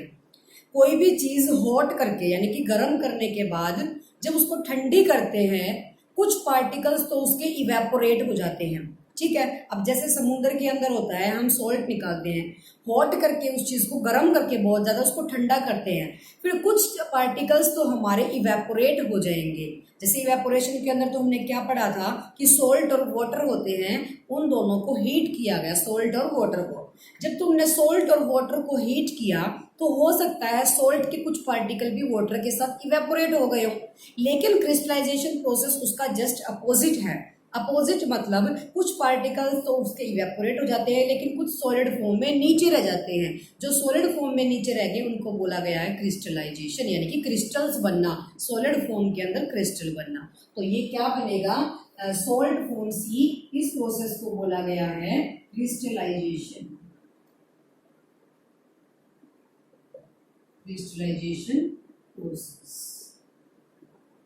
अंडरस्टूड। क्रिस्टलाइजेशन यानी कि जो प्योर फॉर्म होती है उसको अलग कर देना। ठीक है। अब बात करते हैं हम डिस्टिलेशन की।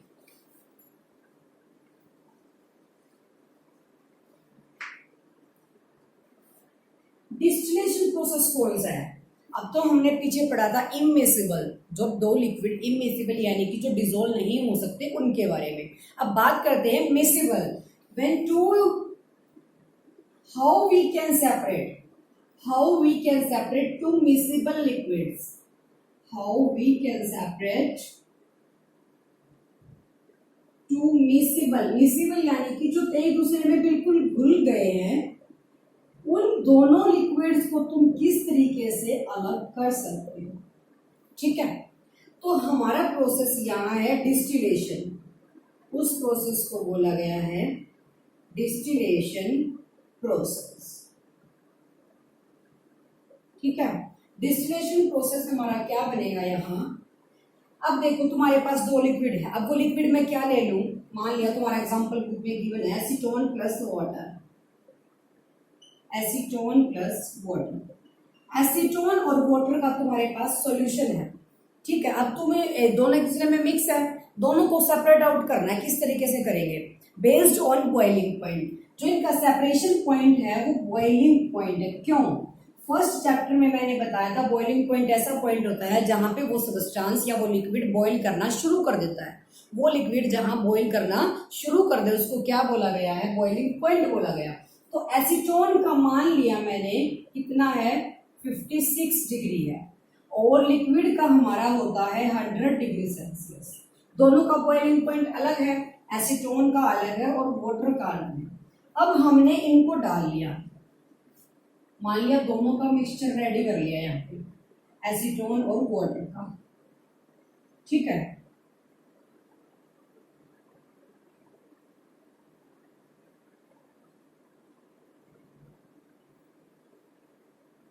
ठीक है, डाल लिया। अब इस इसके अंदर क्या होगा, जब हम इसको हीट देना शुरू करेंगे तो जो वाटर का बॉइलिंग पॉइंट है वो तो है 100 डिग्री सेल्सियस, लेकिन उससे पहले जो एसीटोन का है 56 डिग्री। हीट देने के बाद जब इसका टेम्परेचर 56 डिग्री पे आ जाएगा तो जो एसीटोन है उसके वेपर्स निकलना शुरू हो जाएंगे और इस फनल के थ्रू यहाँ आ जाएंगे। जब 56 डिग्री आ गया है और जब हमारा स्टार्ट होएगा 100 डिग्री सेल्सियस, जब इसकी हीटिंग को रोक लिया जाएगा तो हम सेपरेट कर सकते हैं एसीटोन को और वाटर को, क्योंकि जो एसीटोन का बॉइलिंग पॉइंट है, एसीटोन है वो जल्दी बॉइल करना शुरू कर देता है। जब तक 100 डिग्री हमारा शुरू होगा उस टाइम तक हमारा जो एसीटोन है वो वाटर से अलग हो चुका होगा। ठीक है, तो इस प्रोसेस को बोला गया डिस्टिलेशन प्रोसेस। जब दो हमारे लिक्विड्स एक दूसरे में डिसोल्व हो जाए तो उनके बॉइलिंग पॉइंट के ऊपर ही उनको सेपरेट किया जा सकता है। ठीक है, इसका एक एडवांस है fractional distillation. Fractional distillation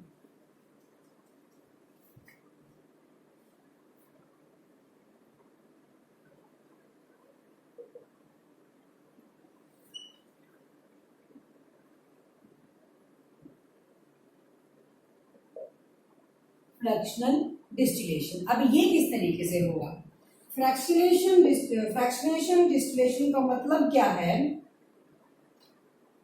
distillation तो वही है, दो लिक्विड है, दो लिक्विड होने के बाद उसने बोला कि जब हमारे पास दो लिक्विड मैंने तुम्हें दे दिए, मान लिया एसीटोन और मैंने तुम्हें यहां दे दिया इथेनॉल,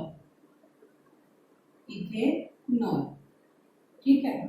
अब इसका बॉइलिंग पॉइंट 56 मैंने बताया था, इसका बॉइलिंग पॉइंट 78 डिग्री है। ठीक है, अब ये तो जब टेम्परेचर 56 डिग्री हो जाएगा ये बॉइल करना शुरू कर देगा। इथेनॉल जब 78, इन दोनों के बीच का जो डिफरेंस है वो तो बहुत कम है, क्योंकि डिस्टिलेशन जब हमने सिंपल प्रोसेस पढ़ा था एसीटोन और वाटर का, उनका जो बॉइलिंग पॉइंट का डिफरेंस था वो ज्यादा था। जब तक वाटर का आता तब तक हम एसीटोन को अलग कर चुके थे, लेकिन इसके अंदर जो बॉइलिंग पॉइंट है वो डिफरेंस बहुत कम है, क्योंकि जितना 56 है इतने ही क्या हम एकदम से इथेनॉल को अलग कर सकते हैं? नहीं कर सकते। तो उसके लिए एक प्रोसेस और यूज किया गया, एक फंक्शन यूज किया गया, फ्रैक्शनिंग फंक्शन। अब वो किस तरीके से है देखो, मान लिया हमने यहाँ ले लिया सॉल्यूशन किसका, एसीटोन और इथेनॉल का। ठीक है, नीचे से हीट देना शुरू किया। अब यहाँ पे कुछ ऐसा फ्रैक्शनिंग अटैच होगा, तुम ये मान लो सॉलिड फॉर्म में बीड्स है। ठीक है, यहां से निकलने शुरू करेंगे इसके अंदर। अब देखो एसीटोन और इथेनॉल ले लिया, दोनों को बॉइल करना शुरू किया। एसीटोन का 56 डिग्री सेल्सियस था, उसने निकलना शुरू कर दिया, निकल गया। जो इथेनॉल है यानी कि ये गैस जो है, इसकी जब गैस निकलना शुरू कर देगी तो वो जिसके पास एनर्जी ज्यादा होगी तभी वो इसको क्रॉस कर पाएगी इन बीड्स को, वरना वो क्रॉस नहीं कर पाएगी। जब इसका 56 यानी कि कंप्लीट हो जाएगा तो यहाँ पे इसका मतलब जो एसीटोन है वो आ चुका है। तो ये जब आगे जाने नहीं देगी इथेनॉल के पार्टिकल्स को, तो ये यहीं पे सेपरेट कर देगी, तो इथेनॉल हमारा यहीं रह जाएगा और एसीटोन हमारा अलग हो जाएगा। ठीक है, एसीटोन तो हमारा नीचे रह गया और इथेनॉल तो हमारा नीचे रह गया और एसीटोन निकल चुका है। एसीटोन निकल गया, लेकिन इन बीड्स ने इस सॉलिड फॉर्म में इस गैस को पास होने नहीं दिया, क्योंकि इसके पास इतनी एनर्जी नहीं है अभी। क्यों? क्योंकि ये 78 डिग्री सेल्सियस पे बॉयल होना शुरू हो जाती है, इसको 78 डिग्री अभी नहीं मिला है, तो जो ये बीड्स है ये हमारा यही रह जाएगा और एसीटोन हमारा निकल जाएगा। जब एसीटोन इथेनॉल के साथ मिलकर निकलना शुरू करेगा तो जो बीड्स है वो उसको वही रोक देंगे, क्योंकि इथेनॉल के पास इतनी एनर्जी नहीं है। इथेनॉल को 78 डिग्री सेल्सियस की जरूरत है, लेकिन इस एसीटोन को 56 की है। जब दोनों का बॉइलिंग पॉइंट डिफरेंट है तो ये इथेनॉल को पास नहीं होने देंगी, एसीटोन पास हो जाएगा और नीचे रह जाएगा। ठीक है, ये थे आपके जितने भी मिक्सचर्स उनको सेपरेट करने का। सबको मैं एक जगह लिख देती हूँ, उनको याद कर लेना, उनके एग्जांपल्स याद कर लेना। सारे मेथड्स एक जगह लिख देती हूँ। फर्स्ट है हमारा फिल्ट्रेशन। फर्स्ट हमने पढ़ा फिल्टर जो किया गया, ठीक है, फिल्टर यानी कि सैंड और वाटर लिया हमने। सेकंड है इवेपोरेशन।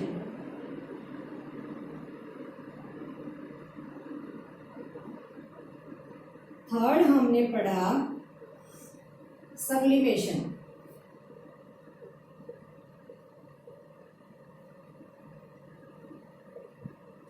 फोर्थ हम ले लेंगे मैग्नेटिक सेपरेशन।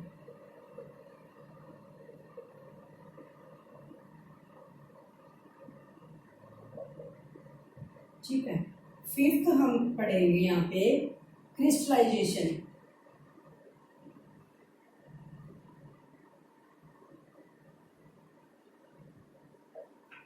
सिक्स्थ ले लेंगे डिस्टिलेशन।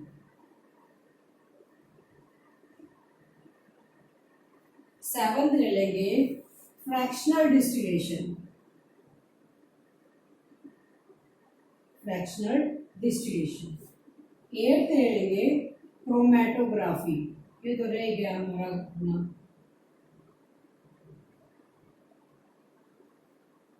नाइन्थ ले लेंगे यहाँ पे सेंट्रीफ्यूगल। सेंट्रीफ्यूगल। और कौन सा रहेगा? सब्लिमेशन हुआ, magnetic separation, crystallization, distillation, separating funnel. 10th हमारा यहाँ है सेपरेटिंग फनल, जो केरोसिन और ऑयल को किया गया था। Separating funnel. अब क्रोमेटोग्राफी रह गया हमारा, वो किस तरीके से होगा? क्रोमेटोग्राफी कि जब सेपरेशन ऑफ कलर्स करना है। मान लिया तुम्हारे पास एक मैंने स्ट्रिप दे दी, यहाँ देख लो इसको, ये तुम्हारे पास बीकर है, इसके अंदर वाटर है। जब एक स्ट्रिप को इसके अंदर डाला गया, इस पे इंक का पॉइंट रख दिया हमने, ठीक है, इंक लगा रखी है एक पॉइंट पे। जो इंक होती है उसके अंदर भी, डाई के अंदर भी बहुत सारे कलर्स मिक्स होते हैं। डाई के अंदर बहुत सारे कलर्स मिक्स होंगे। जब तुमने इस स्ट्रिप को वाटर के अंदर डीप किया तो जो सबसे हाई डेंसिटी का होगा वो सबसे पहले आएगा, फिर उससे ऊपर, फिर उससे ऊपर, फिर उससे ऊपर। तो कलर डेंसिटी वाइज जो कलर होंगे वो यहाँ स्ट्रिप के ऊपर आना शुरू कर देंगे। ठीक है, तो इस तरीके से कलर का सेपरेशन किया जा सकता है, जिसको क्रोमेटोग्राफी बोला गया है। ठीक है, अब दोबारा देख लो। फिल्ट्रेशन, फिल्टर करने से कोई चीज जब सेपरेट की जाती है, हमने सैंड और वाटर को मिक्स किया और सैंड को हमने फिल्टर पेपर से निकाला, वाटर तो निकल गया, सैंड वहीं पे रह गई। फिल्ट्रेशन। इवेपोरेशन, जब सॉल्ट और वाटर का हमने सोल्यूशन लिया या जब उसको बॉईल कराया तो वाटर के वेपर्स उड़ गए, इवेपोरेट हो गए और वो जो सॉल्ट है वो नीचे रह गया। This process is called evaporation. Sublimation, जब कोई भी चीज सॉलिड से डायरेक्ट लिक्विड गैस में कन्वर्ट हो जाती है, this process is called sublimation. जब हमने कपूर और सॉल्ट प्लस कैम्फर का सोल्यूशन लिया था तो कैम्फर है जो है डायरेक्ट गैसियस फॉर्म में हो गए, इवेपोरेट हो गया और वहां पे जो पार्टिकल है वो सॉल्ट के रह गए। This process is called sublimation. Magnetic separation का मतलब है जब दो चीजें, मिक्सचर है दो चीजों का, एक के पास मैग्नेटिक प्रॉपर्टी है, दूसरे के पास नॉन मैग्नेटिक है, तो जब वहां पे हम मैग्नेट लेके जाएंगे तो जो मैग्नेटिक प्रॉपर्टी वाली है वो उसके साथ अट्रैक्ट हो जाएगी, नॉन मैग्नेटिक हमारी अलग रह जाएगी। ठीक है, ये जब हम 10th क्लास में भी आएगा आपका ये और को अलग करना, प्योरीफाई करने के लिए। क्रिस्टलाइजेशन का मतलब क्या है? जब हमने सी से सॉल्ट को निकाला, यानी कि सॉलिड फॉर्म में जब तुम्हें कोई चीज चाहिए, जैसे ही हमने किसी चीज को गर्म करके और उसको बिल्कुल कूलिंग दे दी, वहां पे जो चीजें इवेपोरेट होनी थी वो हो चुकी हैं, लेकिन सॉलिड फॉर्म में जो वहां क्रिस्टल बच गए हैं यानी कि सॉल्ट बच गया, उसको बोला गया क्रिस्टलाइजेशन। डिस्टिलेशन, टू इमिसिबल यानी two miscible. Distillation is two miscible. Two miscible यानी कि दो घुलनशील चीजों को जब तुमने लिया, दो सॉल्यूशंस को, तो वहां पे क्या होगा, जब दो चीजें एक दूसरे में मिक्स हो चुकी हैं तो उनको तुम अलग कैसे करोगे? जैसे एसीटोन, किसके अंदर? एसीटोन के साथ हमने क्या लिया? वाटर।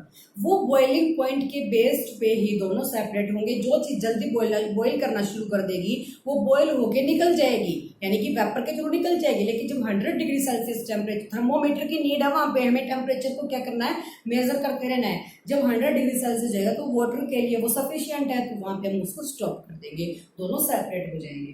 तो फ्रैक्शनल इसका जरा एडवांस है। उसके अंदर क्या होगा, जब दोनों के बॉइलिंग पॉइंट में कम डिफरेंस है तो दोनों साथ भागेंगे तो जो बीच में फ्रैक्शनली कॉलम लगा होगा वो दूसरे वाले को निकलने की परमिशन नहीं देगा, तो फर्स्ट वाला सेपरेट हो जाएगा। नेक्स्ट क्रोमेटोग्राफी बताया मैंने, कलर्स का सेपरेशन जब करना है तुम्हें तो क्या करोगे, तुम एक स्ट्रिप लोगे, वाटर के अंदर उस पर इंक लगा के डाल दोगे, इंक के अंदर मैनी कलर्स होते हैं तो वो क्या करना शुरू कर देगा, जो हाई डेंसिटी का कलर है वो सबसे पहले आएगा, उसके बाद दूसरा, उसके बाद तीसरा, तो सेपरेशन ऑफ कलर्स हो जाएगा। This process is called chromatography. Next है सेंट्रीफ्यूगल।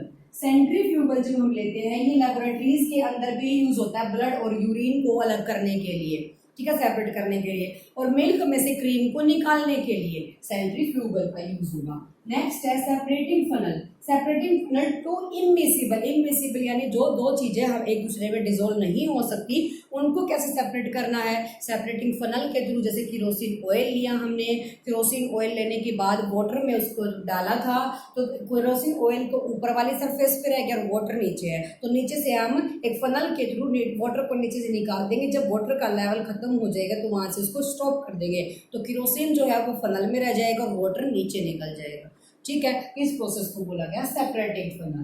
तो ये थे आपके कि सेपरेट कैसे किया जाएगा मिक्सचर्स को, अंडरस्टूड। उसके बाद नेक्स्ट पॉइंट हमारा एक बस यही बच गया है। मैंने वैसे तो पहले तुम्हें बता भी दिया है कि एलिमेंट्स क्या होते हैं और कंपाउंड्स क्या होते हैं, ठीक है। कंपाउंड्स तो मैंने बताया था कि क्या चीज है जिसका क्या नहीं, मिक्सचर क्या होगा, नया कंपाउंड फॉर्म कर देगा। लेकिन एलिमेंट्स क्या होंगे, simplest form of matter. Matter की, किसी मैटर की सिंपलेस्ट फॉर्म जो होगी उसको एटम बोला गया, जिसको डिवाइड नहीं किया जा सकता। अब जो एलिमेंट्स होते हैं वो तीन चीजों के अंदर डिवाइड है, non metals, metals and metalloids के अंदर। नॉन मेटल्स हमारे क्या होंगे, जैसे सिल्वर है, कॉपर है, ये शाइनी होते हैं, इनकी सारी properties. Metals and non metals, acid and bases, ये आपका 10th ग्रेड में आएगा। ये सिर्फ यहाँ आपका बेसिक है कि मेटल क्या होंगे, सिल्वर वगैरह होंगे जो शाइन भी करते हैं और जिनको पीट पीट के चादरें भी बनाई जा सकती हैं। नॉन मेटल्स हमारे होंगे हाइड्रोजन, ऑक्सीजन और आयोडीन। एंड मेटलॉइड्स क्या होंगे, मेटल और नॉन मेटल का तो आपको पता चल गया, लेकिन मेटलॉइड्स क्या होंगे। मेटलॉइड्स हमारे ऐसे होते हैं जिसके अंदर मेटल्स और नॉन मेटल्स दोनों की क्या होंगी, प्रॉपर्टीज होंगी। वो हमारे क्या होंगे, बोरॉन, सिलिकॉन एंड जर्मेनियम होंगे, ठीक है। दो कंपाउंड्स के बारे में आपको बता चुकी हूँ, तो इस चैप्टर को देख लेना, वीडियो को 2 बार सुनोगे एटलीस्ट तो आपको समझ आ जाएगी। Understood. See you again, thank you so much, thank you for watching. हमारा यही रह जाएगा और एसीटोन हमारा निकल जाएगा। जब एसीटोन इथेनॉल के साथ मिलकर निकलना शुरू करेगा तो जो बीड्स है वो उसको वही रोक देंगे, क्योंकि इथेनॉल के पास इतनी एनर्जी नहीं है। इथेनॉल को 78 डिग्री सेल्सियस की जरूरत है, लेकिन इस एसीटोन को 56 की है। जब दोनों का बॉइलिंग पॉइंट डिफरेंट है तो ये इथेनॉल को पास नहीं होने देंगी, एसीटोन पास हो जाएगा और नीचे रह जाएगा, ठीक है। ये थे आपके जितने भी मिक्सचर्स उनको सेपरेट करने का। सबको मैं एक जगह लिख देती हूँ, उनको याद कर लेना, उनके एग्जांपल्स याद कर लेना।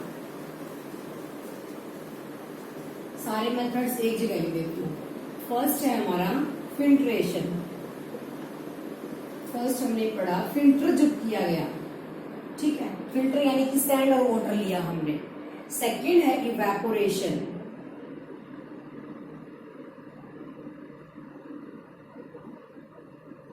थर्ड हमने पढ़ा सब्लिमेशन।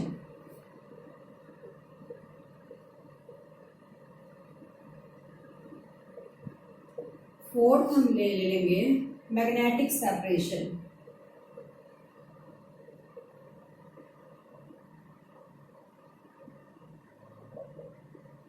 ठीक है। फिफ्थ हम पढ़ेंगे यहाँ पे क्रिस्टलाइजेशन।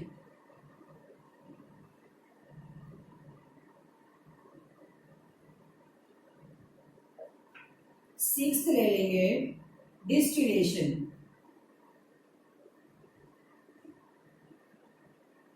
सेवंथ ले लेंगे fractional distillation. Fractional distillation. Eighth ले लेंगे क्रोमेटोग्राफी। ये तो रह गया हमारा अपना। नाइन्थ ले लेंगे यहाँ पे सेंट्रीफ्यूगल। सेंट्रीफ्यूगल। फ्यूबल। और कौन सा रहेगा? सब्लिमेशन होगा, magnetic separation, crystallization, distillation, separating funnel.